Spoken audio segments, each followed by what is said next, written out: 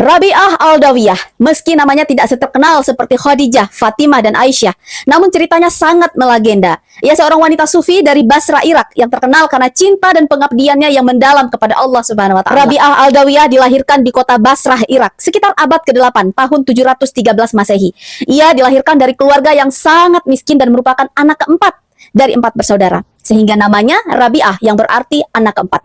Ayahnya bernama Ismail. Sejak kecil, Rabi'ah sudah dikenal sebagai anak yang cerdas dan taat beragama. Saat ayahnya Ismail meninggal dunia, yang kemudian disusul oleh ibunya, Rabi'ah dan ketiga saudara perempuannya menjadi anak yatim piatu. Ayah dan ibunya hanya meninggalkan harta berupa sebuah perahu yang kemudian digunakan Rabi'ah untuk mencari nafkah. Rabi'ah bekerja sebagai penarik perahu yang menyeberangkan orang dari tepi sungai Dajlah ke tepi sungai yang lain.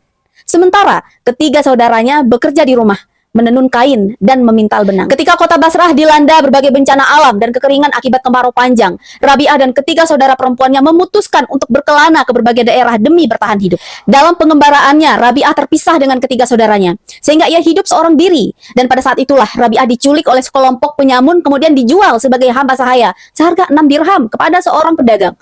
Pedagang yang membeli Rabi'ah menjadikan dia sebagai hamba sahaya, memperlakukannya dengan kejam, sehingga Rabi'ah harus selalu bekerja keras sepanjang hari. Ia menjadikan Rabi'ah sebagai budak pelampiasan nafsu selama bertahun-tahun. Pada suatu malam, ketika Rabi'ah berbunajat kepada Allah Subhanahu wa Ta'ala, memohon petunjuk agar dibebaskan dari perbudakan ini, mukjizat datang kepadanya.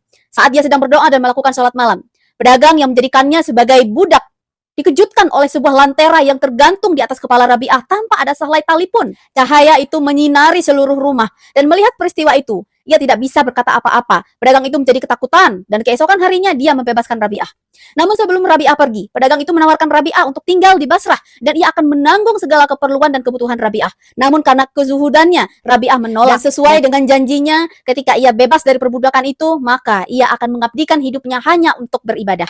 Rabi'ah memilih menjadi seorang zahidah atau asketis, yakni memilih untuk hidup dalam keadaan sederhana, menjauhi kehidupan duniawi, dan mencurahkan seluruh hidupnya untuk Allah. Ia menjalani kehidupan asketis, di mana ia menolak kenikmatan dunia dan memilih untuk fokus pada ibadah serta kecintaan kepada Allah Subhanahu wa Ta'ala. Salah satu doanya yang paling terkenal adalah, "Ya Allah, jika aku menyembahmu karena takut neraka, bakarlah aku di neraka. Dan jika aku menyembahmu karena menginginkan surga, jauhkanlah aku dari surga itu. Tetapi jika aku menyembahmu demi engkau semata, janganlah engkau jauhkan aku dari keindahanmu yang abadi."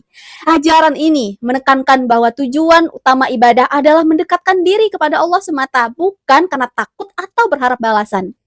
Rabi'ah Al-Adawiyah memiliki pengaruh besar dalam tradisi sufisme, dan pandangannya tentang cinta ilahi menjadi besar bagi banyak sufi setelahnya seperti Jalaluddin Rumi dan Al-Halaj. Ajarannya juga telah menyebar ke berbagai wilayah dalam dunia Islam, khususnya di Timur Tengah seperti Asia Tengah, Afrika Utara, dan juga Asia Selatan. Rabi'ah Al-Adawiyah wafat sekitar tahun 801 Masehi di Basrah. Sekembalinya Rabi'ah dari Mekah untuk melaksanakan ibadah haji. Kesehatannya mulai menurun, tapi Rabi'ah tidak pernah mau merepotkan orang lain, sehingga ia meminta salah seorang sahabatnya bernama Abdah untuk membungkus jenazahnya nanti di kain kafan yang telah ia siapkan sejak lama. Menjelang kematiannya, banyak orang-orang saleh ingin mendampinginya, namun Rabi'ah menolak. Rabi'ah Al-Adawiyah diperkirakan meninggal pada saat usia 83 tahun. Kisah hidup Rabi'ah mengajarkan bahwa spiritualitas sejati tidak ditentukan oleh status sosial atau kekayaan, tetapi oleh kedalaman cinta dan hubungan seseorang dengan Sang Pencipta.